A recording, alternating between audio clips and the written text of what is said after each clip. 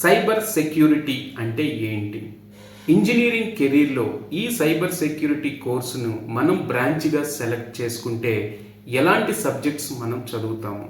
Once degree అయిపోయినాక ఈ cyber security తోటి మనకు ఫ్యూచర్లో ఉండేటువంటి బెనిఫిట్స్ ఏంటి, ఆపర్చునిటీస్ ఏంటి, ఛాలెంజెస్ ఏంటి, ఎవరు ఈ బ్రాంచ్ని ప్రిఫర్ చేయొచ్చు, ఎవరు ఈ బ్రాంచ్ని ప్రిఫర్ చేయకూడదు అనే దాని గురించి ఈ వీడియోలో డీటెయిల్గా మాట్లాడుకుందాము. Welcome to engineering navigator.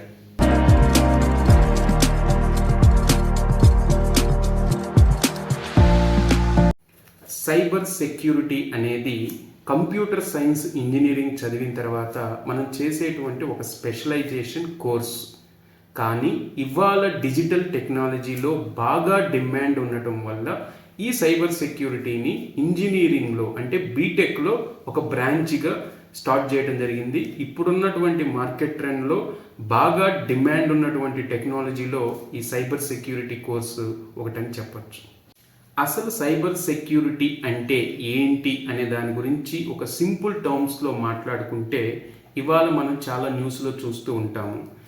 Cyber crimes అని అంటే మన ఇన్వాల్వ్మెంట్ లేకుండా మన ఫోన్లో ఉన్నటువంటి ఇన్ఫర్మేషన్ని సమ్ ఎక్స్ అనేటువంటి పర్సన్ గ్యాదర్ చేయటము, అదేవిధంగా మన అకౌంట్లో ఉన్నటువంటి అమౌంట్ మన ఇన్వాల్వ్మెంట్ లేకుండా వాళ్ళ అకౌంట్లోకి ట్రాన్స్ఫర్ అవటం, ఇలా రకరకాల సైబర్ క్రైమ్స్ అనేటువంటిది మనం చూస్తూ ఉంటాం.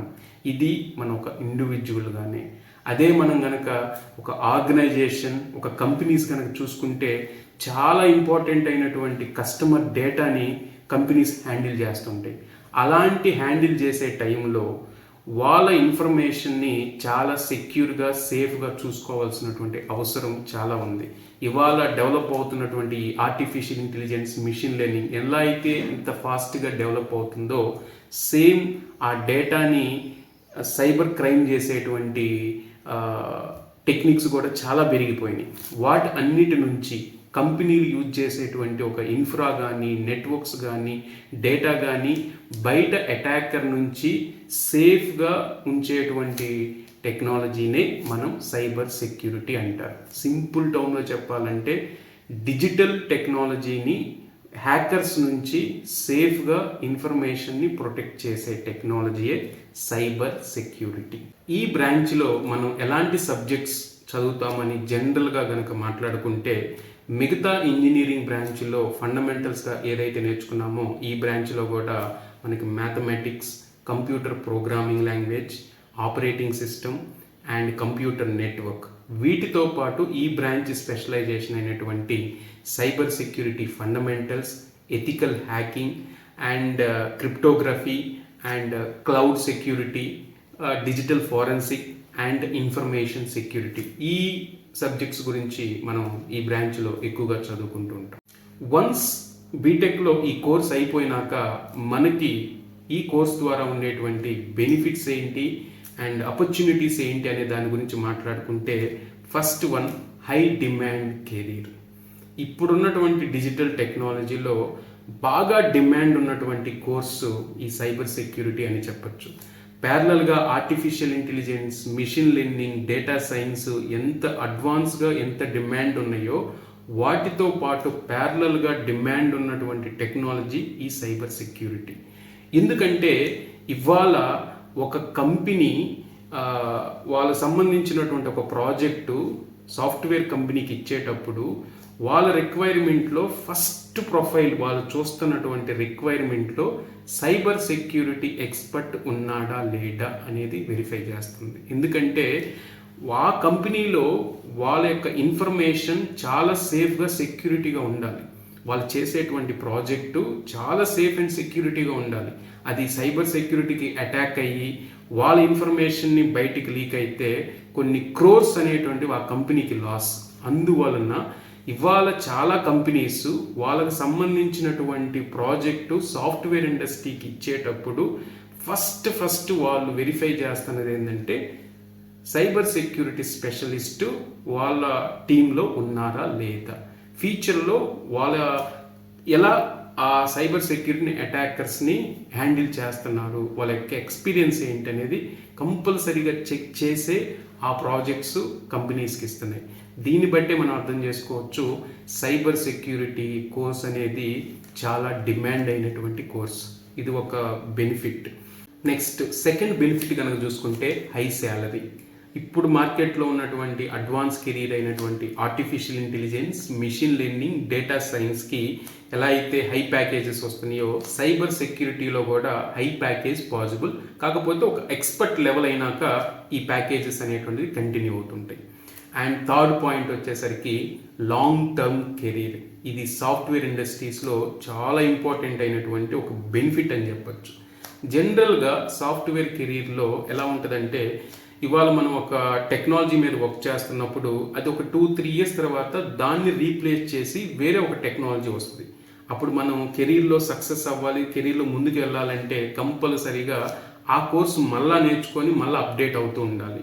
బట్ సైబర్ సెక్యూరిటీకి ఉన్న అడ్వాంటేజ్ ఏంటంటే ఇది ఒక లాంగ్ టర్మ్ కెరీర్ అని చెప్పచ్చు. సో లాంగ్ టర్మ్లో మనం ఇదే కోర్సులో దీంతో మనం సర్వైవ్ అవ్వచ్చు. అంటే సాఫ్ట్వేర్ ఇండస్ట్రీలో కంపల్సరీగా అప్డేట్ అవుతుండాలి. బట్ టెక్నాలజీస్ అనేటువంటివి మారకుండా సైబర్ సెక్యూరిటీ తోటే మనం ఒక లాంగ్ టర్మ్ అనేటువంటిది మన కెరీర్ కంటిన్యూ చేయొచ్చు. సో ఇవి మనం సైబర్ సెక్యూరిటీ కనుక తీసుకుంటే మనకు ఫ్యూచర్లో ఉండేటువంటి బెనిఫిట్స్ అండ్ ఆపర్చునిటీస్. నెక్స్ట్ ఈ కెరీర్లో ఛాలెంజెస్ గురించి మాట్లాడుకుంటే ఆపర్చునిటీస్, బెనిఫిట్స్ ఎంత క్రేజీగా అయితే ఉన్నాయో ఛాలెంజెస్ కూడా అంతే డిఫికల్టీగా ఈ కెరీర్లో ఉంటాయి. దాన్ని పాయింట్ వైజ్గా మాట్లాడుకుంటే first one high stressful, second work life balance disturbance, and third continuous learning. జనరల్గా ఈ ఛాలెంజెస్ అనేవి ఈ కోర్స్ ఈ కెరీర్లో మనకు ఉంటాయి. దీన్ని మనం సమ్మరైజ్గా గురించి మాట్లాడుకుంటే జనరల్గా మిగతా సాఫ్ట్వేర్ కెరీర్లో మనకి జనరల్గా రొటీన్ షిఫ్ట్స్ ఉంటాయి. సపోజ్ మన యొక్క జాబ్ టైమింగ్ 9 to 6 ఉందనుకోండి. ఆఫ్టర్ 6 తర్వాత మన రెస్పాన్సిబిలిటీ అయిపోతుంది, మనకు వర్క్ అయిపోతుంది. బట్ ఈ సైబర్ సెక్యూరిటీగా మనం కెరీర్లో ఉన్నప్పుడు ఒకవేళ in case mid night some attacker అనేటువంటిది వాళ్ళు మనం వర్క్ చేసేటువంటి ప్రాజెక్ట్ మీద అటాకింగ్ జరిగినప్పుడు మనం కంపల్సరీగా రెస్పాండ్ అవ్వాలి. అది ఈవెన్ మిడ్ నైట్ అయినా కూడా. ఎందుకంటే అటాక్ అయినప్పుడు ఇమ్మీడియట్గా మనకి అలర్ట్స్, మెయిల్స్ వస్తుంటాయి. మనం కొంచెం సేపు డిలే చేసిన కస్టమర్ యొక్క వాల్యుబుల్ ఇన్ఫర్మేషన్ అనేటువంటిది ఆ ఎక్స్పర్సన్, ఆ అటాకర్కి వెళ్ళిపోతుంది. అది కంపెనీస్కి బిగ్ లాస్. కంపెనీ యొక్క క్రెడిబిలిటీ, ఆ కంపెనీ మనం వర్క్ చేసేటువంటి కంపెనీ మీద కూడా ఆ క్రెడిబిలిటీ మిస్ అవుతుంది. సో ఫైనల్గా ప్రాజెక్ట్ కూడా లాస్ అయిపోతారు. సో అందువలన ఏంటంటే ఎప్పుడు ఎలా అటాకర్స్ మన యొక్క వర్క్ చేసేటువంటి డేటా మీద చేస్తారో మనకు తెలియదు. మనం కంప్లీట్గా అలర్ట్గా ఉండాలి. ఇది ఎప్పుడు జరిగిద్దంటే జరగదు, బట్ జరిగినప్పుడు మనం అలర్ట్గా ఉండాలి. అలా జరిగినప్పుడు మనం అనుకున్నటువంటి ప్లాన్స్ కంప్లీట్గా డిస్టర్బ్ అవుతాయి. సపోజ్ మనం ఏదైనా ఒక ప్లాన్, టూరు ఏదైనా అనుకున్నప్పుడు ఇమీడియట్గా ఏదైనా ఒక అటాకింగ్ జరిగినప్పుడు మనం కంప్లీట్గా రెస్పాండ్ అవ్వాలి. ఇది ఒక బిగ్గెస్ట్ ఛాలెంజ్ అనే చెప్పచ్చు.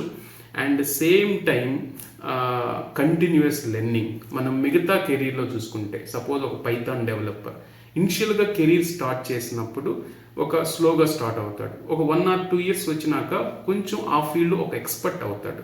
బట్ ఇక్కడ సైబర్ సెక్యూరిటీలో డెఫినెట్గా మనం వర్క్ చేస్తున్నప్పుడు మనం కూడా ఒక ఎక్స్పర్ట్ అవుతాం. రెగ్యులర్గా అటాకింగ్ అయ్యే దాని గురించి మన ప్రొటెక్షన్, అంటే ముందుగా ఏదైతే అటాకింగ్ చేస్తారో అవన్నీ మన ప్రొటెక్షన్ ముందుగానే ఆ ప్రాజెక్ట్లో చేస్తాము.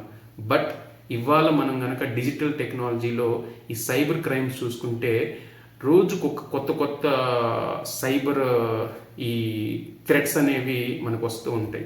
సో అప్పుడు మనం ఏంటంటే వాటిని ఇమ్మీడియట్గా ఆ తక్కువ టైంలో అసలు ఆ థ్రెట్ ఏంటి, ఆ సైబర్ అటాక్ ఏంటి, దాన్ని ఐడెంటిఫై చేసి తక్కువ టైంలో దాన్ని మనము క్యాన్సిల్ చేయగలగాల.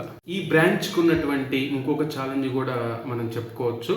వన్స్ కోర్స్ అయిపోయినాక మనకి మిగతా జాబ్లో లాగా ఇమ్మీడియట్గా ఆపర్చునిటీస్ అనేవి లెస్ అనే చెప్పచ్చు. ఎందుకంటే ఒక సైబర్ సెక్యూరిటీ స్పెషలిస్ట్ని మనకున్నటువంటి థియరిటికల్ నాలెడ్జ్ తోటి ఇమ్మీడియట్గా కంపెనీ మనం రిక్రూట్ చేసుకోవు.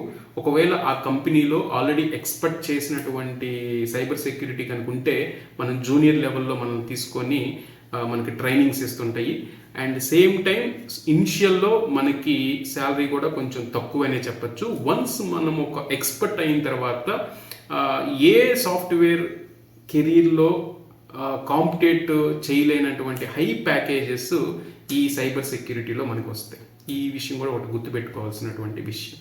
ఇప్పుడు ఈ సైబర్ సెక్యూరిటీ బ్రాంచ్ను ఎవరు ప్రిఫర్ చేయొచ్చు అంటే, మిగతా బ్రాంచ్ లాగా కాకుండా మిగతా బ్రాంచ్ల్లో జనరల్గా ఆ బ్రాంచ్కు ఉన్నటువంటి బెనిఫిట్స్, ఆపర్చునిటీస్ చూసి మనం బ్రాంచ్ సెలెక్ట్ చేసుకుంటాం, ఛాలెంజెస్ని ఓవర్కమ్ చేస్తామని. బట్ ఇక్కడ ఈ బ్రాంచ్ తీసుకునేటప్పుడు ఫస్ట్ మనం కన్సిడర్ చేయాల్సిన విషయం ఏంటంటే ఛాలెంజెస్. ఇందాక మనం చెప్పుకున్నటువంటి ఈ ఛాలెంజెస్ అన్నిటినీ నేను ఫేస్ చేయగలుగుతానా లేదా అని మిమ్మల్ని మీరు క్వశ్చన్ వేసుకొని వీటన్నిటికీ మనం రెడీ అనుకుంటేనే ఈ బ్రాంచ్ని ప్రిఫర్ చేయండి. ఎవరో ఎక్స్పర్ట్ చెప్పారు, సైబర్ సెక్యూరిటీ బాగా క్రేజీ ఉంది, సైబర్ సెక్యూరిటీలో మంచి హై ప్యాకేజ్ వస్తాయి అని దయచేసి ఛాలెంజెస్ గురించి తెలుసుకోకుండా ఈ బ్రాంచ్ని తీసుకోవద్దు. సేమ్ టైం ఈ ఛాలెంజెస్ని మనం ఫేస్ చేస్తాము అనేటువంటి ఒక కాన్ఫిడెంట్ మనలో కనుక ఉంటే డెఫినెట్గా ఈ బ్రాంచ్లో మనం చెప్పుకున్నటువంటి benefits, high demand, high salary and long term career ఇది పాసిబుల్ అవుతాయి. ఈ వీడియో కనుక మీకు నచ్చితే లైక్ చేయండి, షేర్ చేయండి, సబ్స్క్రైబ్ చేయండి. Thank you.